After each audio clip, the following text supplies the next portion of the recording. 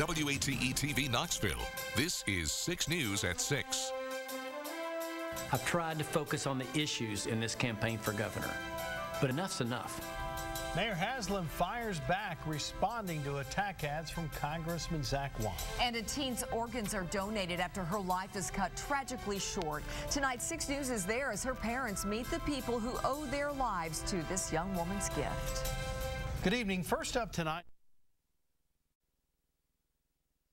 Well, still to come on 6 News at 6 tonight, we are following up on how a teen's death turned into the gift of life.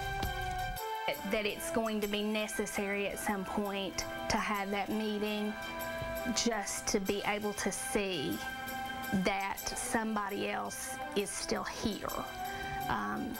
And part of Mandy, in sort of a sense, lives on.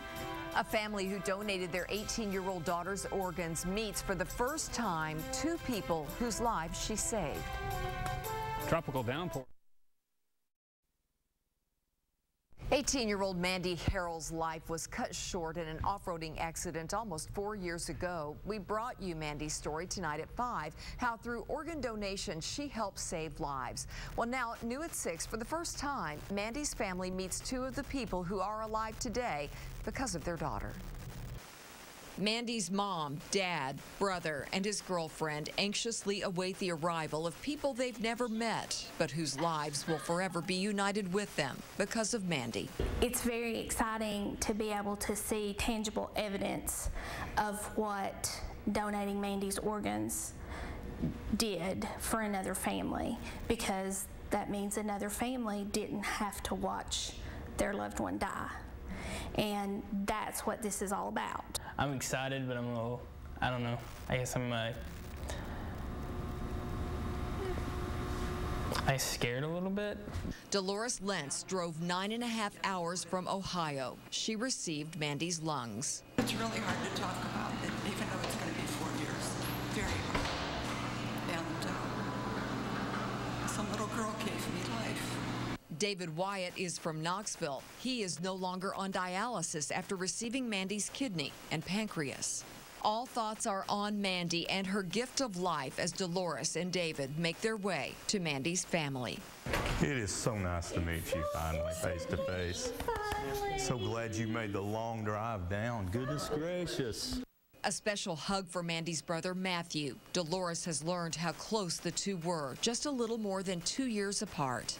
As the families settle in to get to know each other, it's clear that Dolores still struggles with the enormous loss to Mandy's family, a loss that saved her life. My biggest problem with the whole deal was that none of that was in store for Mandy. But, you know, that made me so sad, and so sad for you. It just doesn't seem fair. And I know things work in mysterious ways, but well, you know, I still have a problem with it, although I'm getting better. No, there's nothing fair about it. What happened, Mandy dying, Mandy's death was just an accident that happened, okay? But God can be glorified. That's right. And you can be healthy. David Wyatt and his wife Rosa are grateful to the Harrells for their decision to donate Mandy's organs. Her healthy kidney and pancreas replaced his diseased organs, and now he's no longer diabetic, something Mandy's dad can relate to. I was diabetic for 44 years. So, you know, David's a diabetic too. You see, I'm a diabetic, which is such an ironic thing and such a neat thing. He's been a diabetic for 21 years. And Dolores sharing pictures of her husband, her grandchildren, her son's wedding, people and events she would have missed if not for Mandy and organ donation. It just is so important to give somebody like me, who only had about a year left, to enjoy their children, their grandchildren, at the sake of somebody who will never have that happen.